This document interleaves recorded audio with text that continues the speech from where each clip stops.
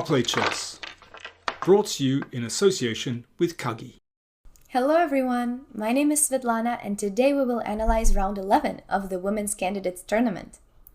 We had 3 decisive results today, with a lot of fighting games, but I want to show you the game between Zhongyi and Lagno Kateryna. This was an extremely important match, because prior to this game, Zhongyi was sharing the lead of the entire tournament, while Lagno was the only player of the event that has not lost a single game yet. Their previous game in this tournament ended in a draw, despite Lagno having a completely winning position. And this time it was just as intense.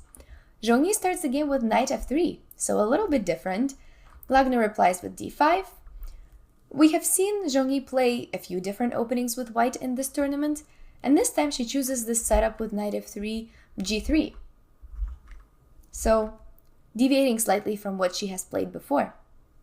But the opening choice didn't seem to faze Lagno, and she plays quite quickly, setting up this e6 and bishop e7 setup. It's a very solid variation for black. At this point, if white goes d3, this would have been like the King's Indian but with colors reversed, so the King's Indian attack. But instead she chooses d4, going more for into the Catalan direction. Black castles, and if white had played c4 here, we would see a very standard, typical Catalan positions. But she chooses a more rare line, knight b to d2. It's still a very interesting one. So black takes the center first with c5, and white decides to open up the position by taking and playing c4 themselves. Black goes knight c6, e3, and even though it was white who decided to go for this setup, she actually spends a little bit longer thinking in the opening than Lagno. So we can tell that both players are already playing more or less on their own, because both white and black start thinking at this moment. Black goes b6, trying to develop the other bishop. White does the same thing with b3. Now we're completely out of theory. There were still some games that existed with a3 here, but not that many with b3, if any at all. So we are now at a very fresh position. Out of the opening, we can say that it ended up being fairly equal. Both parties are developed and don't have that many weaknesses. The only big difference are these two bishops. Personally, I like white's bishop just because of the attacking prospects that it has, but black's position is still very solid. Black takes on c4, the knight takes. We could have even seen an endgame here right away with queen to d1 and rook to d1, but I get the feeling that both players were prepared to fight. They wanted to keep the position complicated with more winning chances, so Lagno goes for more of a fighting continuation by not trading the queens and plays queen to e7. I really like this next move by Zhongyi. She plays knight to g5. This move gives her a slight advantage. Even though it doesn't look like it attacks anything, it's a very good repositioning maneuver to e4. So if, for example, black plays h6, then white can actually give up this bishop for the knight, but take the e4 square and place the knight very well onto d6, for example. So black wants to prevent this from happening and plays e5. This was an interesting moment because white had a tactic here that didn't happen in the game. So white could have simply taken this pawn on e5, and after knight takes, bishop to b7, we actually win a pawn as white. So, for example, if queen to b7, bishop to e5, white is just up a pawn. I'm sure both of them saw it, but maybe there was something about the position that white didn't like. For example, rook to d8, and then knight to d3. Maybe she felt like she was giving too much initiative to the black pieces. I'm not sure, but this was one of the interesting continuations that could have simply left white up a pawn. But Zhongyi didn't end up going for it in the game. She keeps the position balanced, knight to e4, but it's about to get a lot more complicated over the next few moves. Black took the knight, bishop takes, rook d8, everything normal so far. But we see that this was a very fighting game because black is starting to play very actively. It seems like black gives up a piece here on c6. At least it looks like it at first glance. But this is just temporary, and black gains it back. So white first gives a check to put the king onto h8 and then takes this knight on c6. But the knight wasn't free. Black regains it after e4. So white can grab a pawn in the process, but then bishop is going to take on e4, and instead of this pawn, we gave black a very monstrous bishop on e4, which I don't think is really worth it for white at this point. So she just simply gives back the piece, moves away the queen, and black recaptures it with bishop to c6. We are now into the middle game. It's a very interesting middle game position. Objectively, the evaluation is equal, but black has a bishop pair against a bishop and a knight. For now, the bishop pair doesn't give black any advantage because the position is closed, and white's knight can end up being on a good square on e5, as we see in the next few moves. So overall, the position is balanced.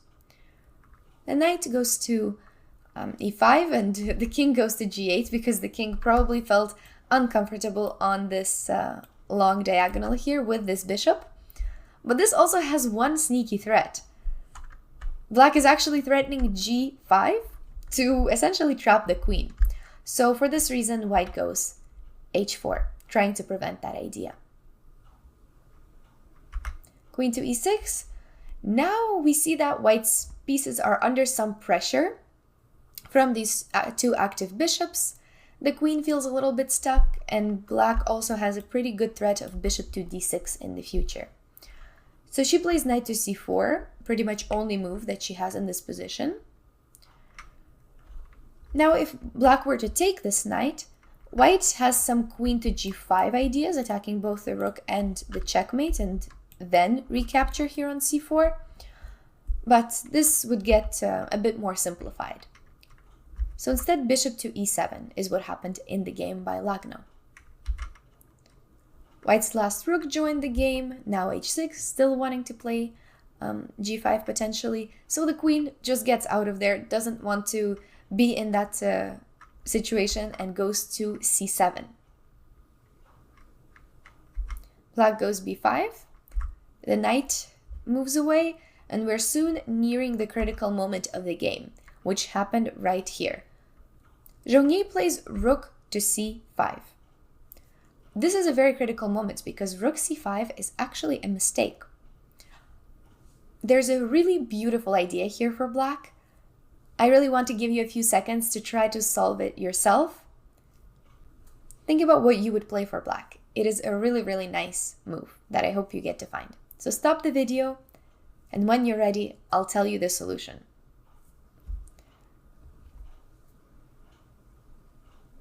So, in the game, we didn't see this beautiful idea, unfortunately, but if you found f4, this is it. f4 was a really, really nice positional and tactical pawn sacrifice. And the problem is, white cannot really take this pawn in any way.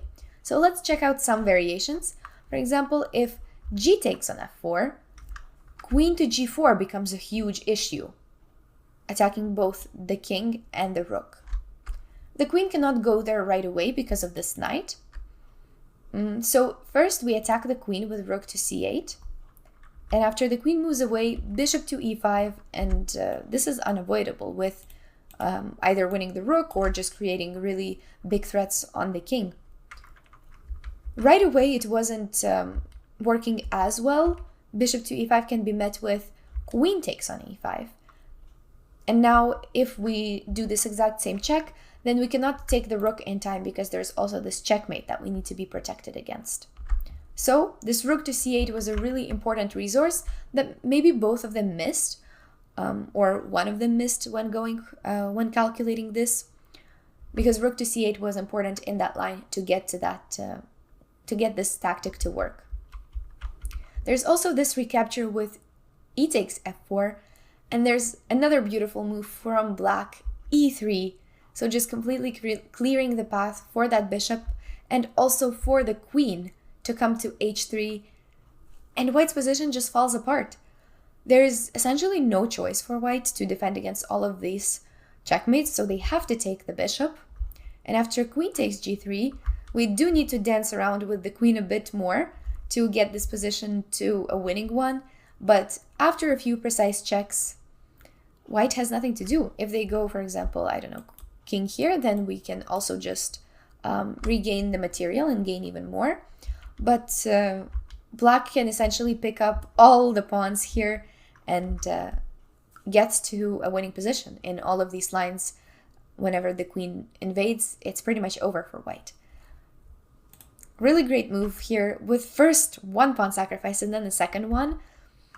And white cannot do anything else. For example, if they go somewhere with a knight, then we're going to take on e3 very gladly. And even though white can win that rook on f8, let's say the king moves away, rook f8, the two pawns are really, really strong. The king is really weak. The position is once again going to be winning for black in all of these lines. After f4, there's no defense. In her interview, post-game interview, Zhongyi said that she saw f4 as an idea, but she thought it was very complex, and given that her opponent needed to calculate all of this in time trouble. Although this wasn't specifically time trouble yet, Lagno had 9 minutes and Zhongyi had 26 minutes.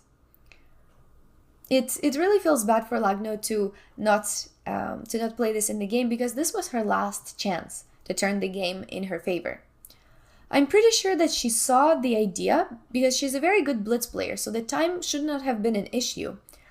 But maybe it just happened that she saw ghosts somewhere, she didn't see rook c8, and decided to go for something safe instead of going for the unknown. That tends to happen when we're playing very high-stakes games.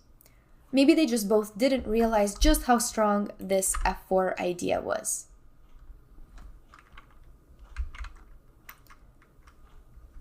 So she plays rook e8 instead, missing this very strong winning idea for black with f4, which could have changed the fate of the tournament completely. Sometimes it all comes down to just one move. Now white takes on b5, and here comes a decisive blunder from Lagno. She plays bishop to b3. It's really amazing how the position can turn 180 degrees just in the span of 2 moves. It goes from winning for black for winning for white. But I can kind of understand where she is coming from here. If we look at just the move, what does black play? If you look at the queen side, black already lost one pawn and is going to lose a second pawn with queen to a7. So you're just 2 pawns down on the queen side. You don't really have anything else to do on this side of the board other than this f4 idea, which in fact is still a really good move. Doesn't win anymore, but it's still the right idea to go for. But if you didn't play it the move before, it's kind of unlikely that you will play it on the next move when it is less strong and when you removed your rook from there as well. The only other move that black had here was king to h7, but that essentially does nothing and is not really a human move to play, and you do need to follow it up with the f4 idea anyways. So that idea was really crucial in this game because bishop takes on b3, she tries to regain a pawn, but this leads to a completely losing position. So let's figure out why. First, white takes on d8, bishop takes, queen takes on a7, and bishop to d1. So okay, we look at this position, we see that white is up 1 pawn, but why was this bishop b3 such a blunder? Well, it's the fact that this 1 pawn is a very strong one. It's an outside passer. It can essentially win white the game in any of the endgames that we trade into.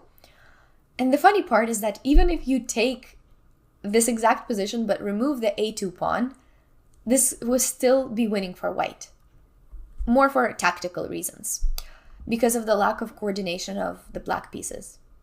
So there's many ways to continue for white she chooses more of a safe one, keeping all of the pieces together, so targeting this checkmate here. Bishop f6, making some trades, and queen to d7. So even this pawn ends up not making a difference because white ends up going straight after the king. Black gives a check and wins this pawn, but that is not enough because g4, so this bishop is essentially tied to protecting this rook, so it retreats to g6. Now after h5, bishop takes the rook, but white regains the rook with queen to e8. And this is a pretty important moment. Of course, white needs to not take that bishop, but instead go king to g3 to defend on f2 and avoid any sort of perpetual. Bishop to e6. Once again, we are in an ending where white is only up one pawn. But it's not just the pawn, it's the fact that the black king is under a lot of pressure and the attack is just massive and there is no defense. Knight goes to d4, queen e5, just shuffling around, coordinating the knight and the queen. And after a series of checks, we have a very nice touch here at the end with g5. The knight takes, king h6, and king to h4. That's the move that ended the game. It's a beautiful last move. The checkmate is unavoidable with queen to h8.